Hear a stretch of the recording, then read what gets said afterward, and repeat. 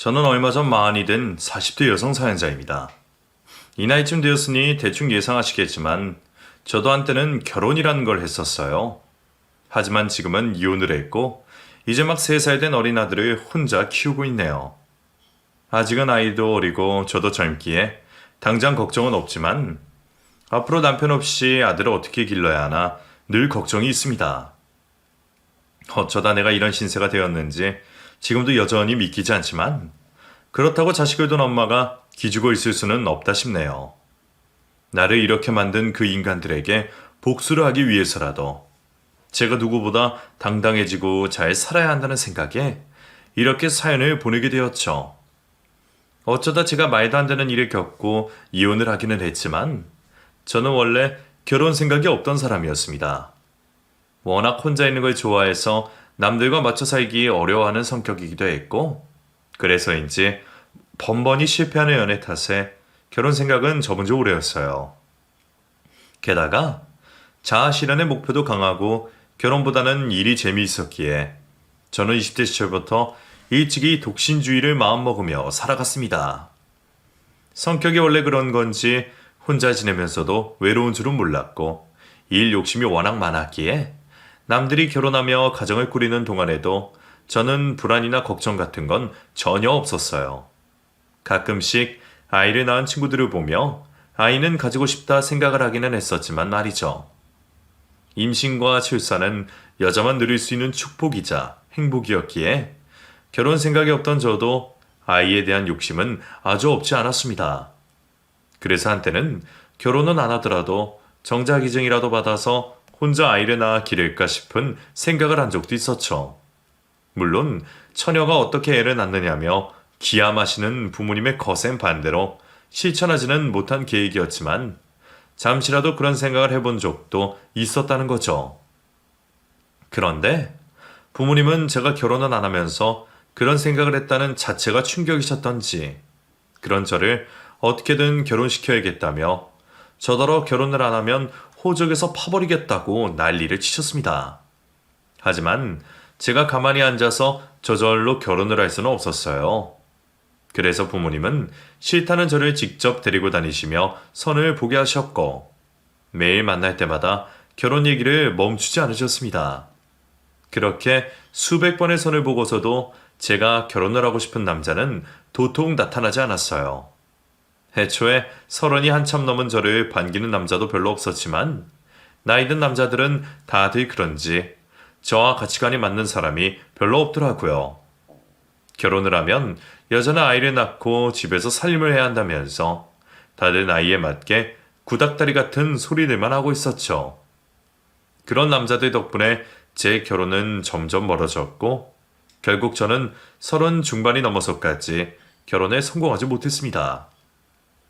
그런데도 저희 부모님은 도통 포기가 안 되시는지 어떻게든 제 결혼을 시키시겠다고 더 열심히 선자리에 저를 내보내셨어요.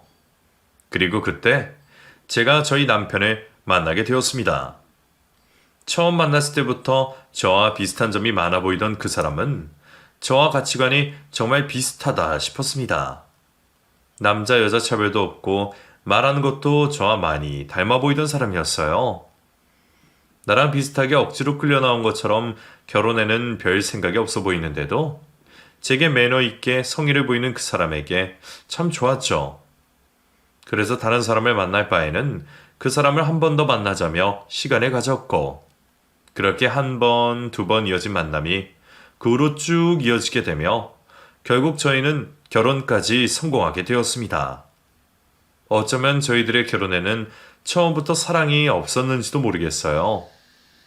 애초에 나이 다 먹어 선자리에서 만난 사람들이 서로 첫눈에 반할 일도 없었고 운명을 기대했던 것도 아니기에 사랑보다는 조건에 맞춘 결혼이었을 겁니다. 하지만 그런 저희 둘 사이에도 애정은 있었습니다. 사랑의 모양은 여럿이기에 우정도 애정이라 할 수 있을 테니 말이에요. 시작이 그래서 그런지 연인보다는 친구에 가까운 부부였지만 저희는 서로 만족했어요. 저희 부부는 서로를 존중할 줄 알았고 배려하는 법도 알았습니다. 그래서 상처 주는 일이 없어서 그런지 몰라도 저희 부부 관계는 남들이 보기에도 돈독해 보일 정도로 좋았어요. 그 덕에 생각해 본 적 없던 저희 결혼 생활은 제 생각보다 행복했고, 저희의 신혼도 오랜 연인들 못지않게 오붓하고 즐거웠습니다. 연애 기간이 짧았던 탓에 오히려 신혼이 되어서야 서로를 더 많이 알게 되었던 것 같아요. 결혼 직전까지도 존댓말을 쓰던 저희가 신혼이 지나서야 서로 말을 편하게 놓게 되었으니 말이에요. 함께 살다 보면 그렇게 정이 들어가는 건지 남편과 저는 점점 더 가까워졌고, 그렇게 결혼 3년 차에는 제가 임신을 하며 저희들은 좋은 부모가 될 준비를 해야 했습니다. 결국 저는 남들보다 늦은 나이에 예정이 없던 결혼을 하고 아이까지 낳아 기르게 되었죠. 인생 계획에는 없던 일이었지만 아이는 제게 무엇보다 중요한 존재였습니다. 그래서 누구보다 이를 중요하게 생각하던 제가 임신을 하고서부터는 일보다 아이를 먼저 걱정하게 되었고, 평생 쓸 일 없다 생각했던 육아휴직까지 쓰며 완전히 부모의 길을 걷기 시작했어요. 그렇게 출산 휴가에 육아휴직까지 쓰게 된 저는 무려 2년 가까운 시간 동안 혼자 아이를 돌보며 독방 육아를 하게 되었습니다. 그래도 내 품으로 낳은 자식이 귀하기는 한 건지 아이와 단둘이 집에 있는 게 힘들면서도 그 시간들이 제게는 참 소중한 시간들이었어요. 제 평생 가장 행복한 순간들이었고, 지금 다시 돌아간다고 해도 그 시절을 포기하지는 않을 겁니다. 그만큼 아이로 인한 기쁨은 무엇과도 바꿀 수 없을 정도로 큰 기쁨이었지만, 혼자 계속 독방 육아에 시달리던 저는 제가 언제까지 집에서 혼자 아이만 키우고 살 수 있을지 자신이 없었습니다. 제가 좋아서 선택한 일이고 제 아이였으니 당연한 결정이었지만, 남편이 일하며 사회생활을 하는 동안 저 혼자 집에서 아이만 보고 있으려니 저도 점점 좀이 쑤시고 제 미래가 걱정스러워지기 시작했어요. 다른 선배들을 봐도 결혼해서 아이 낳고 육아휴직 쓰다 보면 몇 년 안에 회사로 다시 복귀하는 사람들이 절반이 되지 않았기에 봐왔던 게 있었던 제게 그런 걱정은 당연한 염려일 수밖에 없었습니다. 하지만 사실 그것도 저의 배부른 고민이었습니다. 전문직이었던 남편이나 저나 연봉이 적지도 않았고 양가 집안 형편도 넉넉한 편이었기에 제가 꼭 다시 회사로 돌아가야 할 이유는 없었어요. 물론 돈 때문만은 아니기에 저도 일 욕심이 있으면 돈을 쓰고 사람을 구해 아이를 맡겨놓고 일을 다니면 되는 상황이었습니다. 하지만 저도 미련한 건지 욕심인 건지 제 아이를 차마 모르는 사람 손에 맡기고 싶지가 않더라고요. 그렇다고 나이 드신 부모님들께 도움을 받고 싶지도 않았기에 결국 제가 선택할 수 있는 방법은 제가 제 커리어를 포기하고 아이를 돌보는 것밖에 없었습니다. 아이의 엄마는 저였기에 아이를 위해 희생하는 것도 저일 수밖에 없는 것이죠. 남편 역시 아이를 예뻐하는 만큼 평소 여유가 있을 때면 육아에 도움을 주고 저를 많이 도와주고 싶어 했지만 그 사람도 워낙 바쁘게 일하는 사람이었다 보니 큰 도움이 되지는 못했어요. 남편이 매일 야근에 지쳐 집으로 돌아오고 나면 아이는 이미 잠들어 있었고, 그래서 남편은 제게 미안해하곤 했었어요. 하지만 어쩔 수 없는 일이었기에 저는 서운함이나 섭섭함보다는 어린 자식 얼굴을 제대로 보지 못하는 남편의 상황이 더 안타깝기만 했습니다. 남편도 남편 자리에서 최선을 다하고 있었고, 저도 남편도 서로를 안쓰러워하며 충분한 이해가 있었기 때문에 저는 독방 육아를 두고 불평을 한 적이 없었고, 남편 역시 그런 저의 희생을 알아주고 있었어요. 남편이나 저나 요즘 세상의 부모로서 짊어져야 할 책임의 무게가 있다고 생각했죠. 하지만 모든 걸 이해하고 견디려고 생각하면서도 가끔 혼자 집에 있을 때면 나 혼자 세상과 단절되어 있다는 생각에 우울하고 불안할 수밖에 없었어요. 하지만 서로 노력하고 있었기에 그런 제 마음을 남편에게 털어놓을 수는 없었습니다. 그런데 어느 날 남편이 제게 놀라운 제안을 해왔어요. 여보, 당신 혼자 아이 키우느라 많이 힘들지? 당신이야말로 밖에서 일해야 할 사람인데 엄마라는 이유로, 아내라는 이유로 자기 삶을 포기하고 가정에 희생하는 게 참 안타깝다고 생각해. 내가 그런 당신을 열심히 도와줘야 되는데 그러지 못해서 항상 미안하고 죄책감이 들어. 당신도 혼자 가장 노릇하느라 고생하고 있는데 죄책감을 느낄 필요는 없지. 당신이 도와주기 싫어서 안 도와주는 것도 아니고 당신도 일하느라 힘들잖아. 당신 일 바쁜 건 누구보다 내가 잘 알고. 오히려 나는 당신이 아이랑 너무 시간을 못 보내는 것 같아서 안타까워. 그건 나도 그래. 주변 다른 아빠들도 아이는 눈 깜짝할 새 사이에 큰다고. 그 시기를 놓치면 평생 후회할 거라고 그러는데 내가 일 때문에 도통 시간을 낼 수 없으네. 이러다가 우리 형원이 아빠 얼굴도 모르고 크는 건 아닐까 늘 걱정돼. 그리고 그만큼 당신한테만 육아를 맡기는 것 같아서 늘 미안하고 속상하고. 그래서 내가 생각을 많이 해봤는데 혹시 내가 일을 쉬면서 아이를 맡으면 어떨까?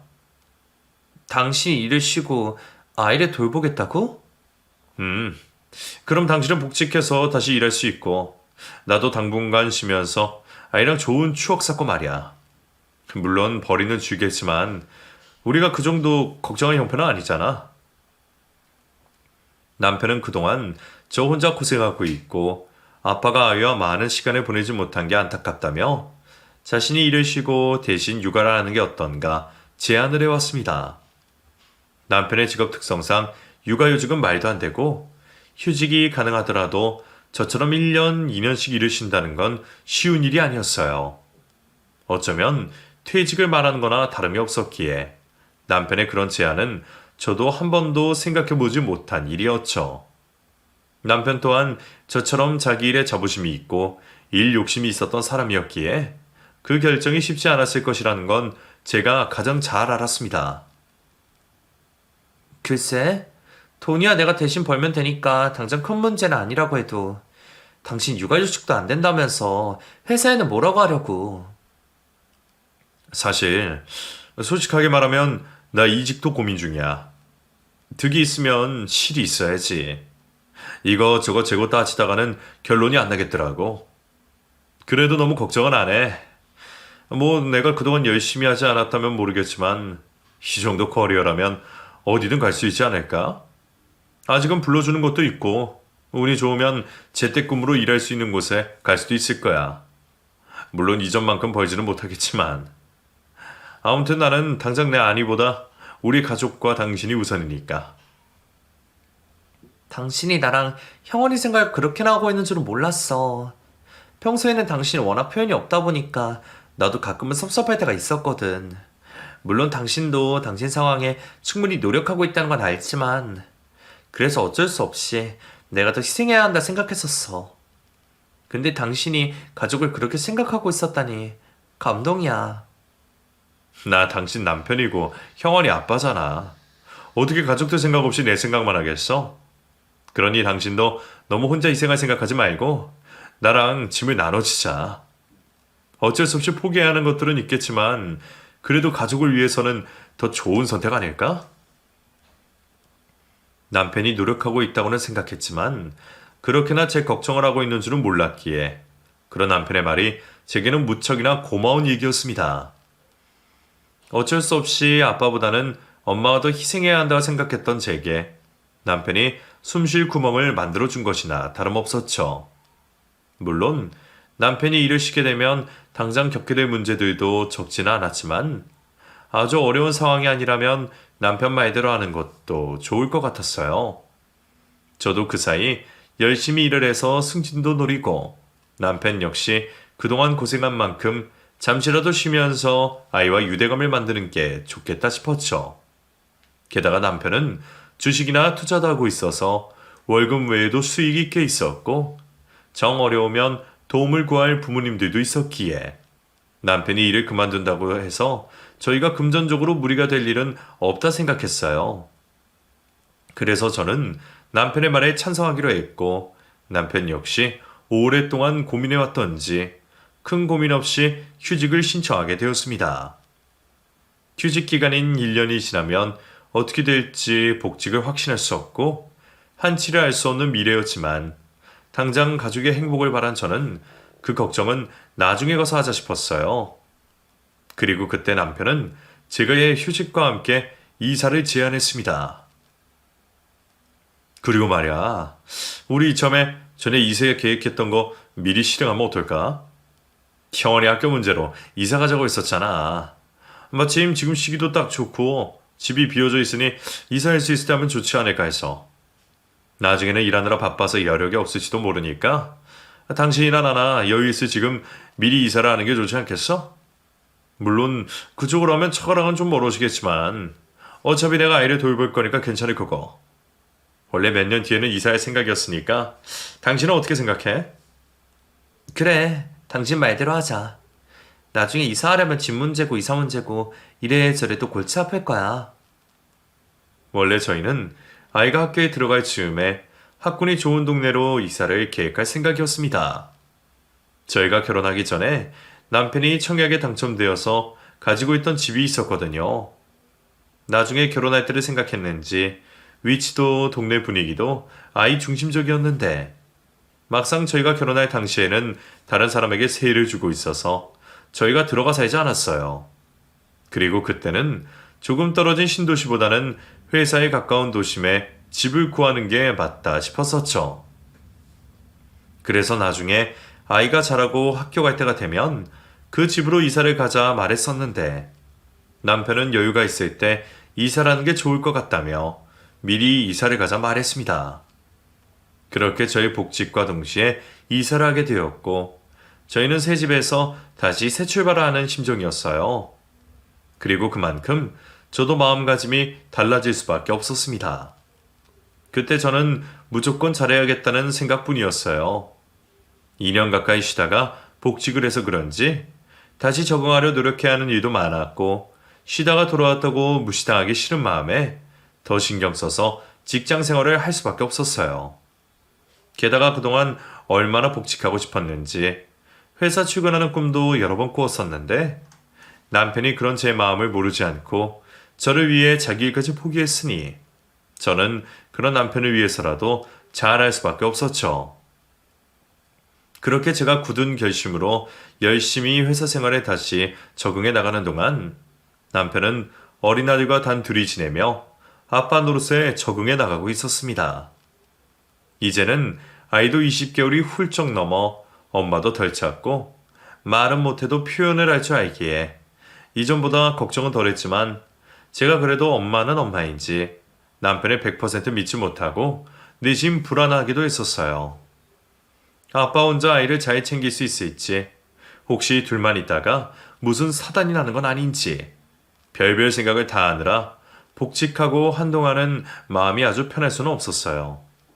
하지만 남편은 제 기대보다 훨씬 잘해주고 있었습니다. 처음 육아를 하기에는 서툴 수도 있을 텐데도 남편은 어쩌면 저보다도 아이를 잘 챙기는 듯 하더라고요. 종일 단둘이서 지냈던 얘기를 듣다 보면 남편이 얼마나 열심을 다해 아이를 돌보는지 알 수 있었습니다. 저는 혼자 아이를 볼 때 어쩔 수 없이 스트레스도 받고 힘든 일이 많았는데 남편은 아들과 재미있게 놀아주고 아이를 위해 소홀히 하는 법이 없어 보였어요. 게다가 매번 제게 찍어 보내주는 아이 식사도 무척 정성스러워 보였고 손이 많이 가서 저도 미처 해주지 못했던 음식까지 하는 걸 보며 나보다 남편이 낫다 싶은 생각까지 들었죠. 그런 덕에 저는 결국 걱정을 놓을 수밖에 없었습니다. 나보다 훨씬 아이를 잘 챙기는 것 같은 남편의 모습에 괜히 제 스스로 반성을 할 정도였죠. 남편의 그런 노력이 전부 저를 위한 것이라 생각했던 저는 그런 남편에게 더욱 고마웠고 그만큼 더 열심히 일을 할 수 있었습니다. 덕분에 저는 남편 외조를 받으며 회사 일에도 금세 적응해 갈 수 있었고 다시 이전처럼 제 자아를 가질 수 있었어요.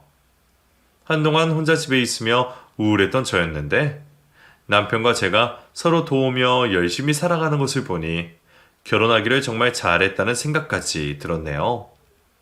그렇게 걱정할 것 없이 잘 지내던 어느 날 그 일이 터지고 말았습니다. 고객님, 정수기 코디예요. 오늘 방문 드리기로 했는데 집에 아무도 안 계신 것 같네요. 예? 정수기요? 아, 그게 오늘이었나요? 퇴근 직전 받은 전화에 저는 아차 싶은 생각이 들었습니다. 저희가 이사를 하고서 그날 처음으로 정수기 때문에 코디분이 오시기로 했었는데 원래 제가 하던 일이라 제가 혼자 약속을 잡고서는 그걸 까먹고 남편에게 말을 못했더라고요. 그 사실을 몰랐던 남편이 집을 비웠던지 집에 아무도 없다며 코디분이 제게 전화를 주셨었죠. 평소 남편이 아이를 데리고 여기저기 잘 다니기는 했지만 저한테 말도 없이 멀리 나가지는 않았을 거라는 생각에 저도 급히 남편에게 전화를 해봤습니다. 그런데 남편은 무슨 사정인지 전화를 받지 않았어요. 제 전화를 무시할 사람은 아닌데 닿지 않는 연락에 저도 당황스러울 수밖에 없었습니다. 그래서 어쩔 수 없이 다시 약속을 잡자니 그분도 바쁘신지 한참 뒤에나 된다고 해서 곤란하더라고요. 그렇다고 아이 키우는 집에서 위생 관련된 문제를 대충 생각할 수도 없고 결국 제가 곧 퇴근이니 금방 가겠다고 해서 1시간 정도 약속을 미뤄주시기로 하셨어요. 일하시는 분 사정을 곤란하게 만들어서 죄송한 마음에 저는 급히 집으로 달려갈 수밖에 없었어요. 그래도 그분이 제 사정을 봐주시고 기다려주신다고 하셔서 정말 다행이었죠. 그 사이에도 남편과는 여전히 통화가 되지 않았지만 다행히 제 시간 안에는 도착할 수 있겠다며 한시름을 놓을 수 있었습니다. 그렇게 제가 집에 도착해서야 코디분을 만날 수 있었고 계획대로 정수기 점검도 받을 수 있었어요. 저도 예전이었다면 정수기 필터 교체 며칠 미룬다고 걱정하지 않았을 텐데 아이가 생기고 보니 작은 일 하나에도 예민해지곤 하더라고요. 죄송해요. 제가 약속을 까맣게 잊어버렸네요. 이사를 하면서 코디분도 바뀌다 보니까 제가 실수했어요. 요 몇 달 사이에 제가 이사니 복직이니 이래저래 신경 쓸 게 많았거든요. 그러게요. 새로 오셔서 저랑은 처음 보시는 거죠? 네. 근데 또 미루려니 아이 때문에 신경이 쓰여서요. 그럴 수 있죠. 아이 키우는 집은 다들 꼼꼼히 하시니까요.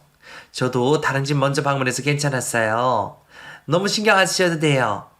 근데 고객님 아이가 몇 살이에요? 저희 아이는 이제 막 25개월 넘었어요. 제가 복직하면서 아이 아빠가 돌보고 있는데 둘이 잠시 어디 나갔나 봐요. 여기 사진 보실래요? 코디분과 잠시 대화를 나누었던 저는 주방 냉장고에 붙어있던 저희 아이 사진을 코디분께 보여드렸습니다. 저도 전에는 여기저기 아이 사진 붙여놓는 사람들을 이해하지 못했는데 제가 엄마가 되고 보니 매일 보는 아이 얼굴을 자꾸 붙이게 되더라고요. 그래서 이사하면서도 제일 먼저 했던 게 새로 옮긴 냉장고에 아이 사진을 붙이는 거였죠. 저희 아이를 궁금해하시는 코디분께 아이 사진을 보여드렸는데 그 코디분이 갑자기 제 아이 사진을 보며 깜짝 놀라시는 겁니다. 어? 이 옆동에 102호에 사는 앤데 얘가 고객님 아이라고요?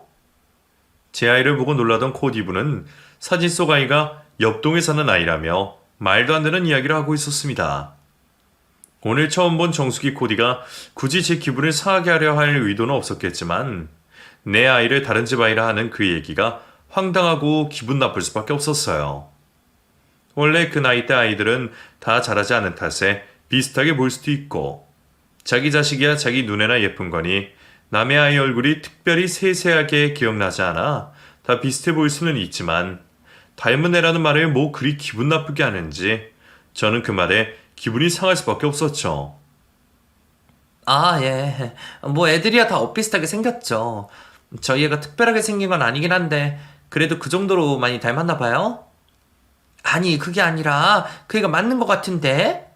나도 그냥 닮은 거면 말 안 할 텐데 여기 눈 밑에 점까지 똑같아서 너무 놀라서 그래요.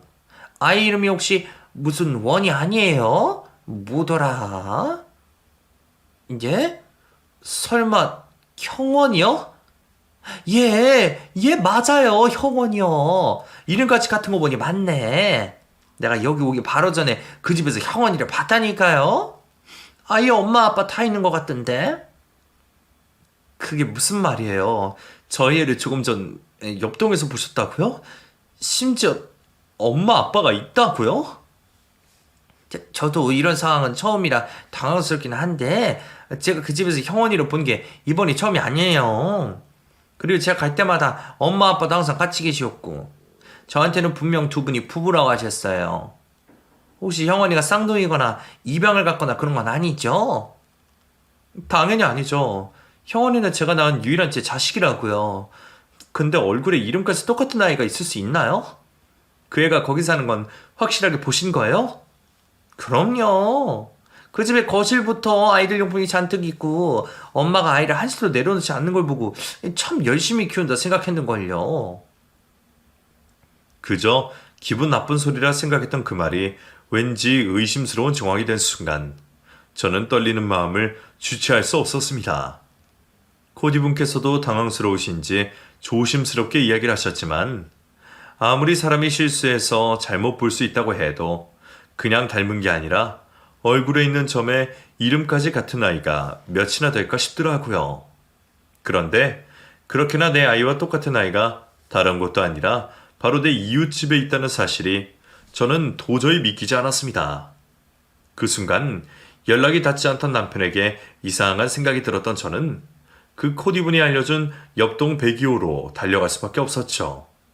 설마 우리 아이가 남의 집에 남의 자식으로 있을 리는 없다고 생각했지만 순간 피어오르는 의심이 멈추지 않았어요. 그러고 보니 지금 몇 달 사이 아이의 반응이 이상할 때가 한두 번이 아니었습니다. 제가 혼자 아이를 돌볼 때만 하더라도 엄마가 제일 좋다며 저만 찾던 아이가 이사를 오고 제가 복직을 했을 때부터 저를 점점 꺼려하기 시작했거든요. 저를 보고 언젠가부터 엄마라고 잘하지 않고 가끔씩 저를 낯설어하는까지 아이를 보면서 저는 그게 제가 아이를 직접 돌보지 않아서라고 생각했습니다. 날 때부터 저와 같이 했던 아이였기에 잠시 적응할 기간이 필요할 거라 생각했죠. 그런데 내 아이를 옆집에서 봤다는 이야기를 들은 그 순간 정말 하고 싶지 않은 생각이 머리를 스치더라고요. 혹시 내가 모르는 무슨 일이 벌어지고 있는 건 아닌지, 남편이 제게 복직을 권한 것이 다른 꿍꿍이가 있는 건 아니었을지 말이에요. 그때까지도 그건 제 상상에 불과할 거라며 제 스스로도 확신 없이 그 상황을 믿을 수 없었지만 저는 제 눈으로 직접 확인할 수밖에 없었어요. 그리고 무작정 그 집을 찾아간 저는 다른 사람을 사칭까지 하며 미친 척 그 집 대문을 두드리게 되었죠. 계세요? 저 조금 전에 다녀갔던 정수기 코디예요.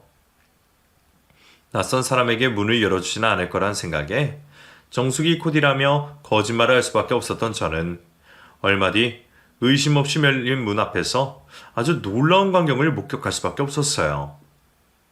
그곳에는 우리 집과 비슷한 풍경 속에 웬 여자가 있었고 그 여자가 내 아들을 안고 있는 모습을 보고 저는 정신이 나가는 것 같았습니다. 그 여자는 처음 보는 여자였지만 그 여자 품에 안겨있는 아이가 틀림없이 내 아이라는 건 부정할 수 없는 사실이었어요.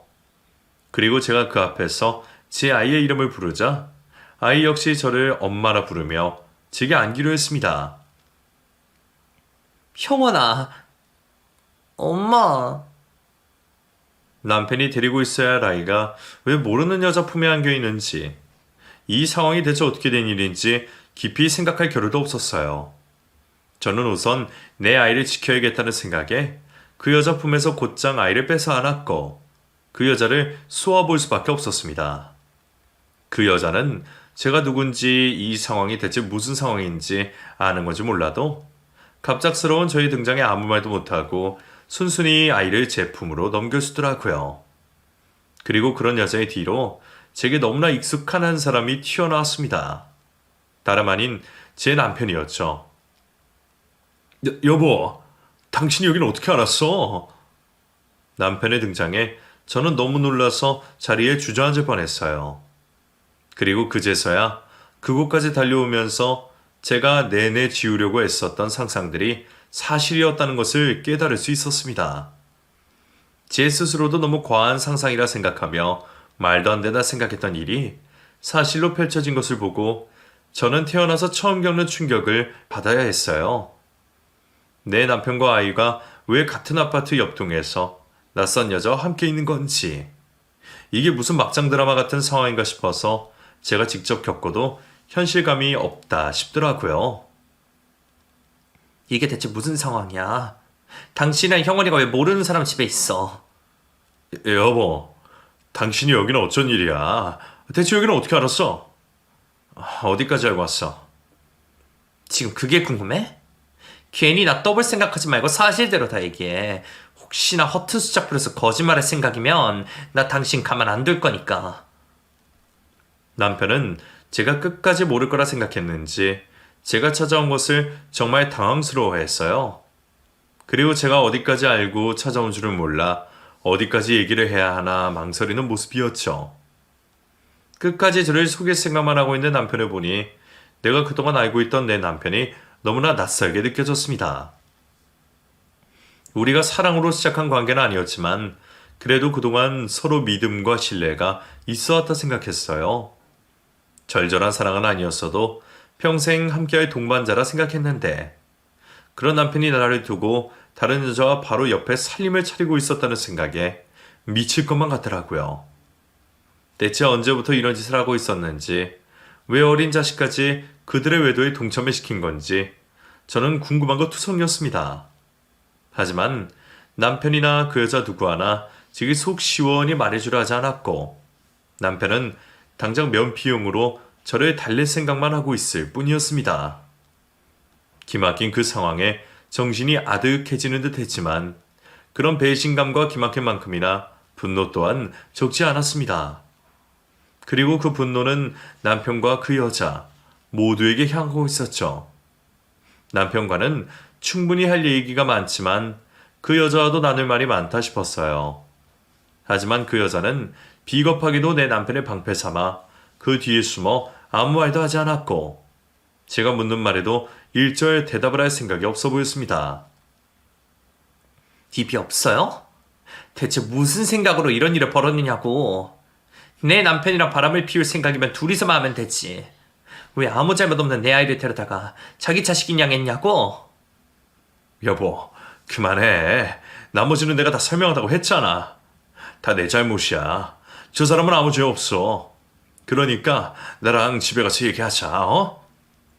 너랑은 충분히 얘기할 시간 많으니까 닥치고 가만히 있어. 지금 감히 내 앞에서 저 여자를 감싸고 있어?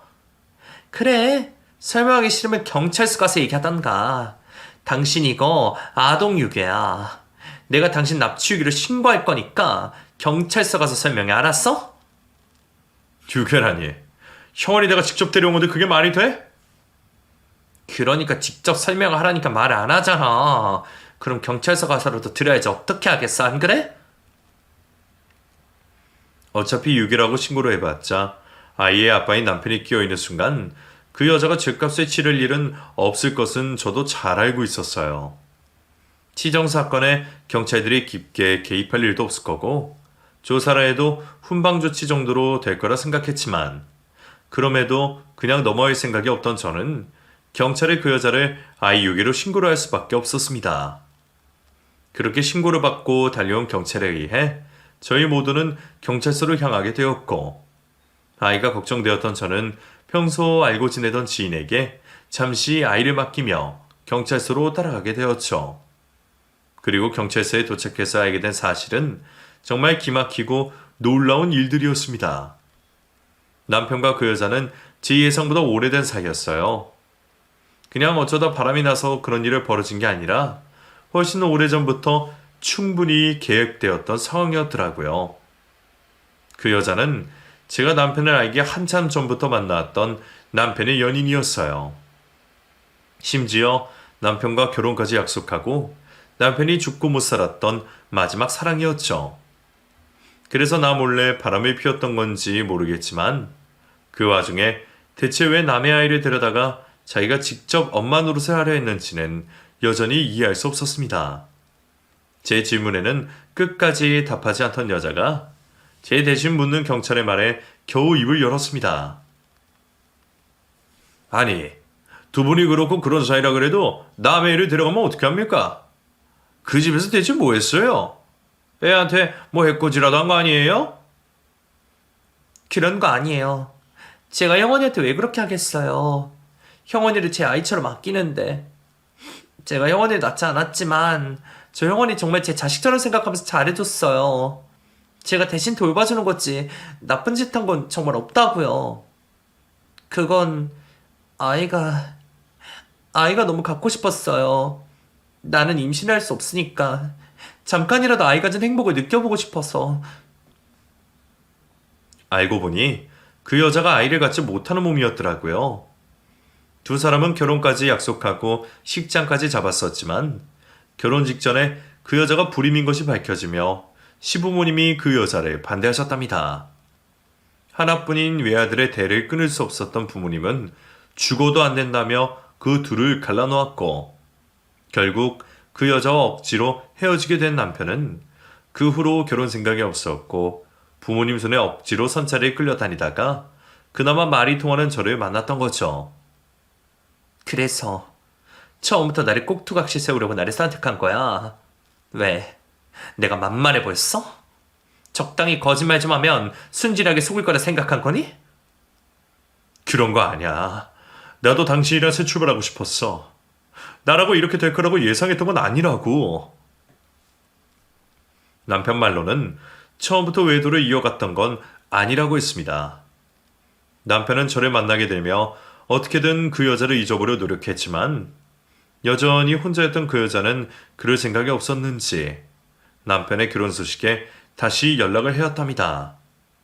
남편도 양심은 있었던 건지 처음에는 그런 여자를 피하고 모른 척 하려 했지만 역시나 첫사랑을 잊을 수는 없는 건지 결국 그 여자의 꼬임에 넘어가고 말았네요. 그 여자가 저를 얼마나 질투하고 시기했을지는 묻지 않아도 알 수 있는 일이었습니다.